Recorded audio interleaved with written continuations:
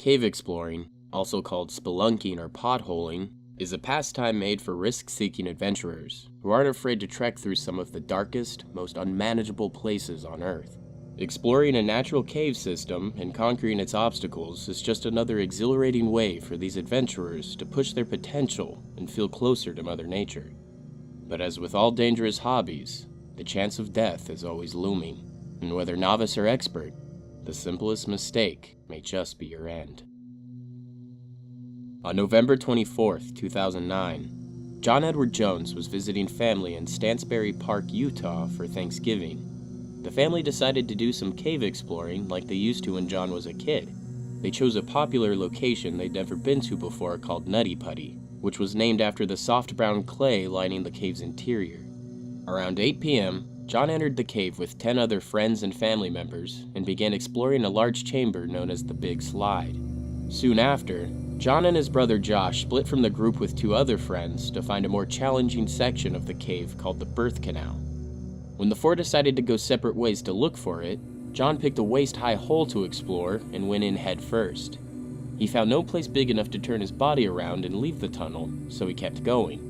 John eventually saw a fissure that dropped nearly straight down in front of him, which may have appeared to widen out at the bottom, giving him a spot to turn around.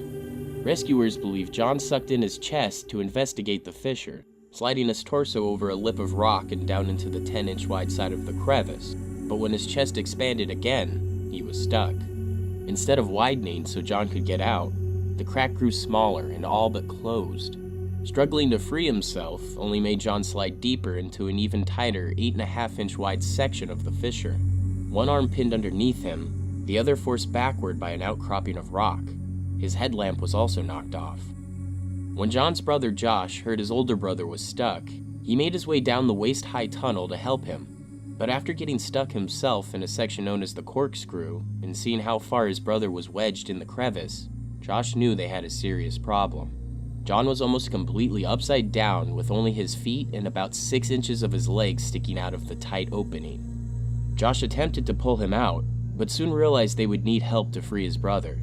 He told John he was calling for help, then made a friend stay with his brother as he made the journey out of the cave to alert emergency services. When he was sure help was on the way, Josh made his way back to where John was stuck and took the friend's place by his brother's side. The Mormon brothers passed the time by praying and talking about Josh's plans for the future.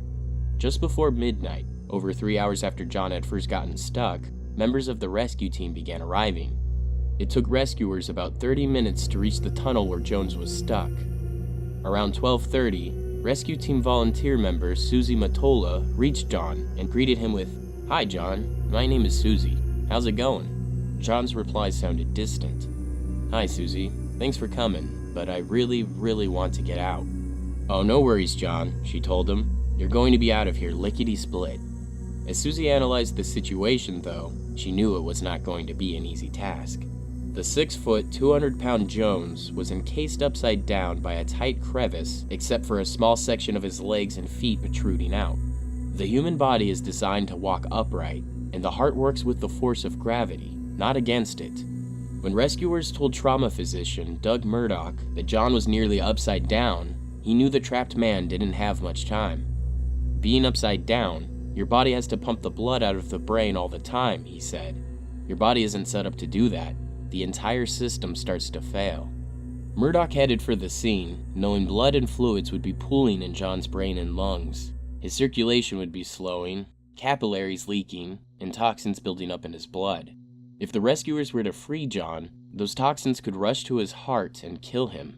There are very few studies about the long-term effects of being upside down, but Murdoch thought John might have 8 to 10 hours to live. They attempted to tie a rope around John's legs and pull him out, but the friction of the rope on the rocks of the cave walls was just too great. The small space they had to work with, and the depth that John was stuck, also made using big equipment impossible. Many chisels and a drill were used to widen parts of the cave. However, the smaller tools were not working fast enough. They then began constructing a pulley system out of climbing cams, but each trip into the tunnel to pass a piece of equipment took nearly an hour. The rescue team did their best to keep John comfortable by singing religious hymns and keeping conversation. But as the hours passed, rescuers began to hear John's voice grow nasally, and his breathing labored as fluids began to slowly fill his lungs. When they finally got the pulley system operational and began inching John out of the crevice, his feet hit the tunnel's low ceiling. With his heart struggling to pump blood into his legs, the contact made him scream in pain. That's when the rescuers came to a horrible realization. The angle of the tunnel meant they couldn't bend John's body backwards without likely breaking his legs. In his weakened state, the shock could kill him, and the cams anchoring the pulleys were slipping from their places on the cave walls. Around 24 hours later, they had made little progress, and John was beginning to have a very difficult time breathing. Over 100 men and women worked tirelessly to free John from his prison. Unfortunately, 27 hours into the rescue, Jones became unresponsive. Just before midnight on Wednesday, November 25th, John Jones was declared dead.